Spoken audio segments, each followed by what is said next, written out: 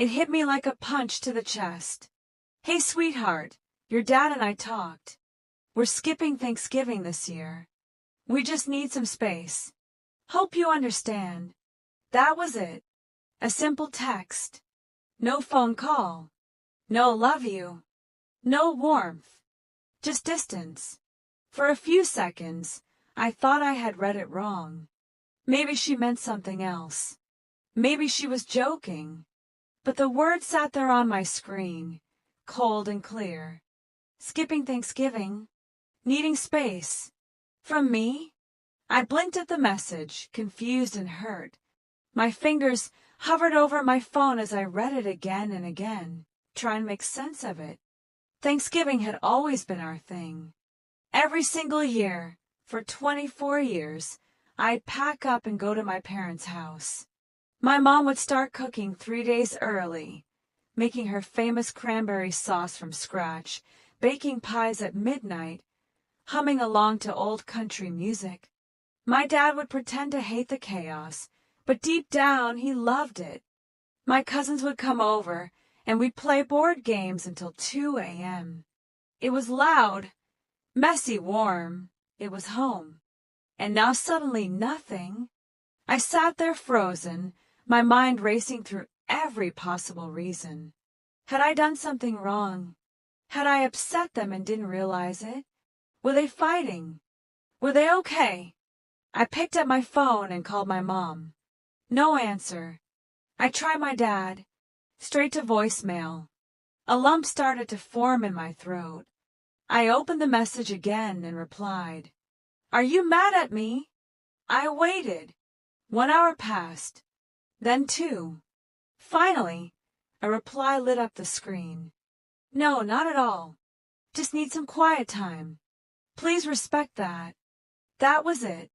Cold. Final. Like a door quietly closing. I stared at the words, feeling something twist in my chest. I knew my parents could be private sometimes. I knew they had their moods. But this wasn't just quiet time. This felt like rejection. I wanted to text back again, to say something clever or sarcastic, or even angry, but I didn't. Instead, I just sat in silence. My apartment, already too quiet, now felt like a vacuum. It was as if their message had sucked all the warmth out of the room. I tried to distract myself, watched some TV, scrolled social media, but my brain kept circling back to that message like a record stuck on repeat. Maybe I was overthinking it. Maybe they really were just tired or stressed. But a part of me couldn't ignore how it felt. I was being left out, uninvited, forgotten. And the worst part, I couldn't even figure out why. I walked into the kitchen and made some tea, my hand shaking slightly. The kettle whistled, and the sound felt too loud in the stillness of the apartment. Normally, by this time of year, I'd be shopping for gifts, looking up recipes to surprise my mom, or helping my dad hang lights outside their house. Instead, I was standing alone in a quiet kitchen, trying not to cry over a text message. I knew I was an adult. I wasn't a kid anymore. I didn't have to go home for the holidays. But wasn't that the point of family? That even when you grow up and move away, there's still a place for you at the table? I sat down and stared at my phone again. Just need some quiet time. Please respect that. I respected it. Of course I did. But it hurt. More than I ever expected. And that was the moment I realized this Thanksgiving would be different. Not just because of where I was, but because of what I felt. It wasn't about turkey or stuffing. It was about belonging. And for the first time in my life, I wasn't sure where I belonged. Thanksgiving Day arrived, quiet, empty, and colder than usual. Not the weather, the feeling. I woke up later than normal, because what was the point? There was no rush to get dressed, no reason to catch a train or hop in a car. No one waiting for me with hugs or shouting, "You're late," as I walked through the door. My phone. Silent. No "Good morning, sweetie" from Mom. No Dad's classic sarcastic text. "Bring your stretchy pants." Nothing. Just silence. I tried to act like I was okay. I got dressed, half-heartedly, walked down to the corner deli and bought a pre-made turkey sandwich in a plastic container. It wasn't even warm. Just cold, soggy and sad. The kind of food that doesn't feed your stomach, just reminds you that you're alone. Back at my apartment, I curled up on the couch and turned on the TV. Old reruns of a sitcom I used to watch in high school. Fake laughter filled the room, but it only made the silence in my heart louder. My roommate was out of town visiting her grandparents. Most of my friends were with their families. Everyone seemed to have somewhere to go. Except me. I sat there, chewing that rubbery sandwich, trying to pretend I was fine. But I wasn't. I felt like a shadow, like I didn't exist. I tried distracting myself by scrolling through my phone, but that only made things worse. Social media was a landmine. There they were, photos of families gathered around long tables. Turkey carved to perfection. Candles glowing. Grandparents in sweaters. Kids in messy bibs. Glasses raised. Laughter caught in mid-motion. And then I saw it. A picture I wasn't ready for. My parents. My mom, smiling, wearing the very scarf I gave her last Christmas. My dad, mid-laugh, holding a plate stacked with food. And around them, my cousins, my aunt, my uncle, my childhood home in the background.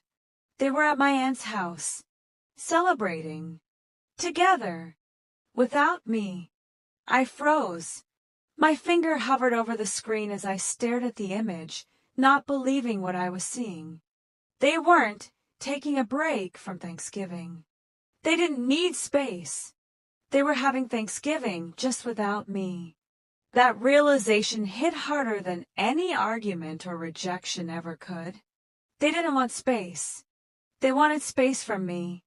Suddenly, everything made sense and nothing did. The vague text, the cold tone, the way they ignored my calls.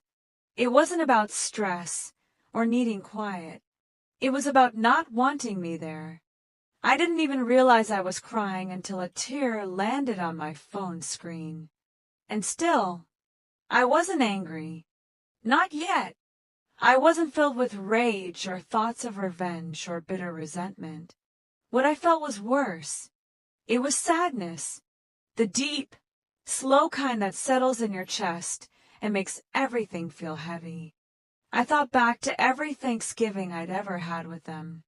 Helping my mom mash potatoes, watching the football game with my dad, playing Uno with my cousins, laughing over silly family traditions, staying up late with hot cocoa, curled under a blanket, feeling like the world was right.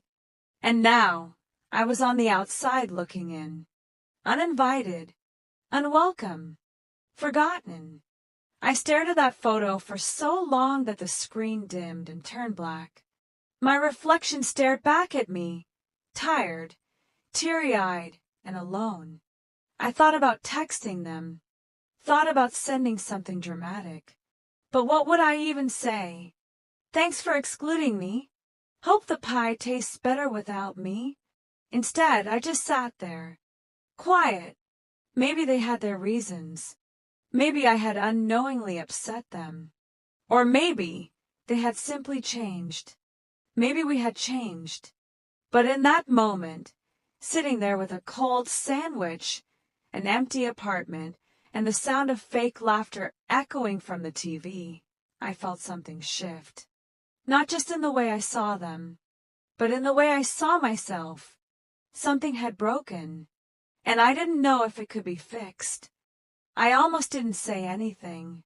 For a long time, I just sat there on the couch, staring at the blank wall across from me, my phone face down beside me like it had betrayed me. The photo of my parents smiling at Thanksgiving without me kept replaying in my head like a cruel movie. I told myself, what's the point? They've clearly made their choice. They didn't want to see me. They didn't want me there. So why should I say anything at all? But even as my mind told me to stay silent, my heart was aching for something. Anything. Closure. Understanding. Maybe even just to be seen. My hands moved before I even realized it. I picked up my phone and opened our family group chat.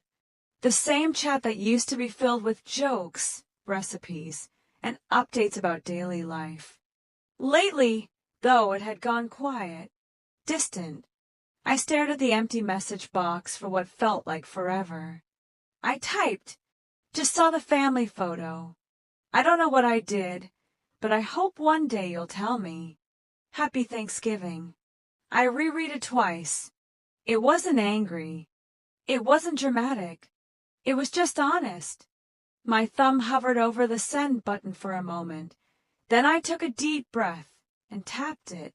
Message sent. Then I turned off my phone. I couldn't bear to wait for a reply that might never come. The silence of the room suddenly became unbearable. I curled up on the couch, pulled a blanket around myself, and just let go. Tears fell, slow at first, then uncontrollably. I cried harder than I had in a long time. Not just for today, for everything. For the years of memories we'd built. The bedtime stories. The school concerts. The way my mom used to fix my collar before I left the house. The way my dad would clap me on the back and say, "You'll always have a place here." I cried for those memories because they felt like they belonged to someone else now. A different time. A different version of us. I missed them. I missed us. I missed the feeling of belonging, of knowing no matter what went wrong in life, I had a home to come back to. A place where I mattered. But now that feeling was gone. And the worst part, I didn't know why. Had I said something? Had I changed in a way they didn't like? Or had they changed? Slowly over time, until we had all drifted apart without even realizing it. I thought of last Thanksgiving. The laughter. The warmth. The games. My mom falling asleep on the couch after dessert. My dad poking fun at everyone's bad karaoke. It felt like a completely different world now, one that I was no longer invited to. And that thought, that loss, it cracked something deep inside me. It wasn't about a holiday. It wasn't about a missed dinner or skipped pie. It was about love, about connection. It was about waking up one day and realizing the people you thought would always be there might not be. I stared at the ceiling through blurry eyes, wondering if things could ever go back to how they were. And honestly, I wasn't sure. Something had changed. Maybe in them. Maybe in me. Maybe in all of us. But I knew this, whatever US used to be, it wasn't the same anymore. I wrapped the blanket tighter around myself, like I could protect the pieces of my heart that still felt tender. My chest hurt in a way that wasn't physical, but felt just as real. I didn't know what the next day would bring, whether they'd respond, whether they even cared. But at least I said something. At least I didn't stay silent. And sometimes that's all you can do. Speak the truth, even if your voice shakes, even if you're not sure it will matter. I told them how I felt, and now all I could do was wait. The next morning, I was woken by the buzzing of my phone. Over and over. It wouldn't stop. I reached for it groggily, expecting maybe 1 or 2 notifications. But when I turned it over, my heart jumped. 9 missed calls, 3 voicemails, multiple texts. From my mom, my dad, even my aunt. For a second, I thought something bad had happened. My chest tightened, but then I opened the messages and saw them. Please call us. We need to talk. I'm so sorry, sweetheart. I stared at the screen, still half asleep, unsure how to feel. After everything, now they wanted to talk? I hesitated for a moment, my thumb hovering over the call button. Then I tapped it. The phone rang once, twice. Then my mom picked up. Her voice was shaky, almost like she was holding her breath. Sweetheart, we made a huge mistake. I didn't say anything right away. I wasn't sure I could. My throat tightened. My heart pounded. She continued, her voice trembling. We thought we were doing the right thing. Your dad's been really stressed at work. He hasn't been sleeping, and I didn't want to add any pressure. I thought maybe a quiet Thanksgiving would help. Just something simple. But she paused, and I could hear her breathing shift like she was trying not to cry. When you sent that message, and I realized you were alone, not with friends, not even out, it broke me. I heard the sniffles on the other end. My mom, always the one trying to hold it together, was crying. My heart softened, and then my dad's voice came through. He never cried. He was a keep-it-all-in kind of man, but even he sounded shaken. Kiddo, we screwed up. Silence hung between us for a second. We love you. More than you know. We were just caught up in our own stuff. I don't know what we were thinking. We didn't mean to hurt you. We just acted without thinking. And we're really sorry. I sat up straight, the phone pressed tightly against my ear, taking in every word. I wanted to be angry. I really did. Part of me felt like they didn't deserve forgiveness so easily. They had left me out. They had celebrated with everyone else, laughed, smiled without me. But hearing their voices, so raw, so full of regret, something inside me shifted. Not everything needs to be punished with silence. Not every wound needs revenge. Sometimes, what hurts the most can also open a door back to love. I took a deep breath and asked the one thing I had been aching to know. Why didn't you just talk to me? There was a pause. Then my mom answered, because we thought we were protecting you. Or maybe ourselves. We didn't want to explain our stress. We thought if we pulled away quietly, it would be easier for everyone. But it wasn't. It was cruel. And I hate that we made you feel unwanted. My dad added softly. Sometimes when people are overwhelmed, they try to simplify everything.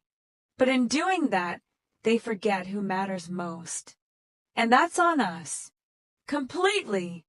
Another silence. But this one felt different. Lighter. Like a storm had passed, and the air was beginning to clear. We want to fix this, my mom whispered. If you'll let us. I swallowed hard. I could have said a million things. I could have lashed out, thrown the guilt back in their faces. But I didn't, because underneath the pain, I still loved them. I missed you, I said, my voice cracking. We missed you too, my dad said immediately. I leaned back on the couch, letting their words soak in. The ache hadn't disappeared, but it had dulled. What replaced it wasn't anger. It was something closer to healing.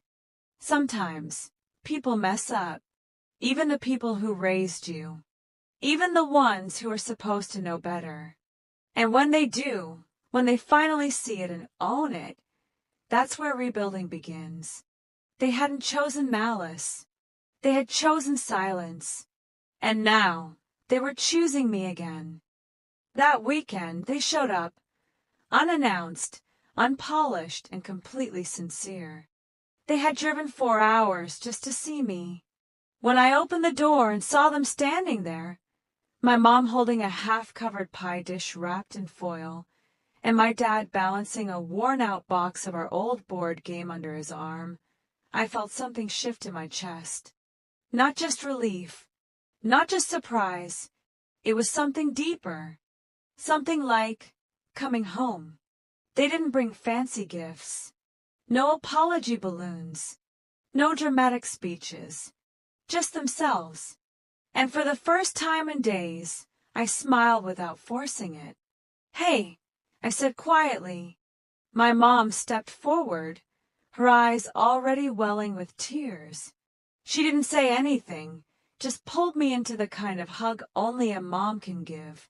One that says, "I'm sorry I missed you, and I love you all at once."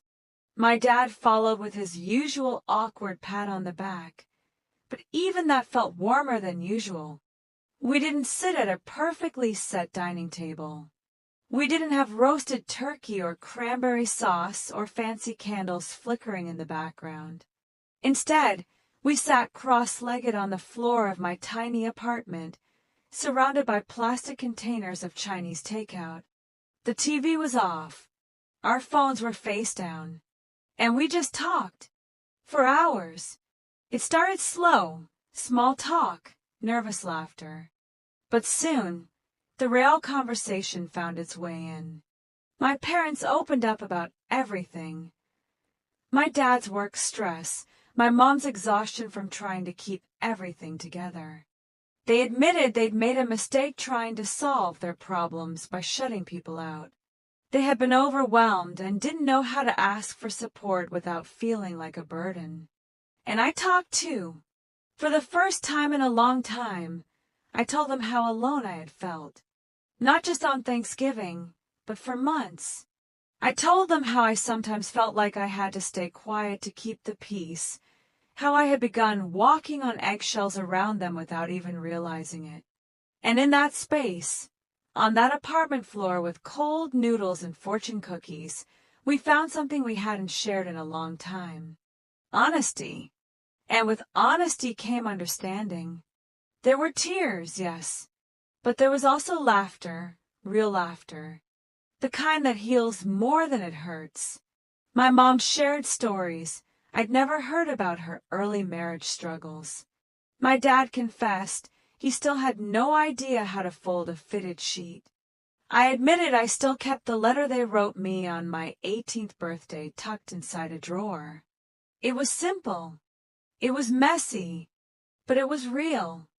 At one point, my dad leaned back against the couch, sighed, and looked around the room. The light from the window had faded, and only the warm glow of a single lamp lit our little circle. He looked at me and said, "It took missing one Thanksgiving to realize how much you mean to us."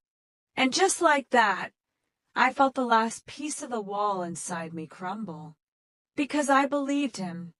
I realized then that families don't break all at once. They drift, little by little. A missed call here, a hard conversation avoided there, until one day you wake up and realize the distance isn't just miles, it's silence. But families can also come back together, not with grand gestures or perfect dinners, but with presence, with showing up, with takeout boxes and old board games and the courage to say, "I was wrong." That night, we played the same game we used to play when I was 10. My dad cheated just like he used to. My mom laughed so hard she cried. And I, for the first time in a long while, didn't feel like the outsider looking in. I felt like us again. No, it wasn't a traditional Thanksgiving. It wasn't picture perfect. But it was exactly what we needed. And maybe that's the lesson. Holidays aren't about perfection. They're about connection. And sometimes it takes a little heartbreak to remember what truly matters.